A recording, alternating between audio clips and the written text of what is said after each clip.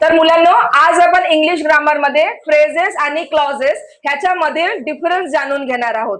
तर पहा, लक्षात घ्या, फ्रेज म्हणजे काय? A group of words that often doesn't make complete sense. म्हणजे अशा शब्दांचा समूह ज्यांना जेव्हा आपण ऐकतो, बोलतो, पण त्याच्यातून मात्र पूर्ण अर्थबोध होत नाही, ते म्हणजे फ्रेजेस. क्लॉजेस म्हणजे काय? तर a group of words that often make complete sense. म्हणजे अशा शब्दांचा समूह जेव्हा त्यांना आपण बोलतो किंवा ऐकतो, तेव्हा मात्र आपल्याला त्याचा पूर्णपणे अर्थबोध होतो. आता हे समजून घेण्यासाठी पुन्हा एक गोष्ट तुम्हाला या ठिकाणी सांगते. पहा, आता फ्रेज कसं ओळखायचा? तर ज्या वाक्यामध्ये, ज्या आलेल्या शब्दांच्या समूहामध्ये सब्जेक्ट किंवा वर्ब नसेल, सब्जेक्ट किंवा वर्ब नसेल, तेव्हा त्याला फ्रेज म्हणून ओळखायचं.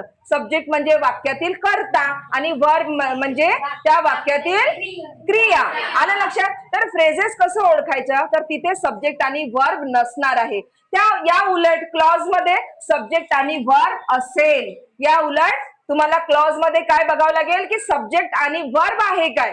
या पद्धतीने तुम्ही क्लॉजेस ओळखू शकता. आता पहा, फ्रेजेस साठी काही उदाहरणं आपण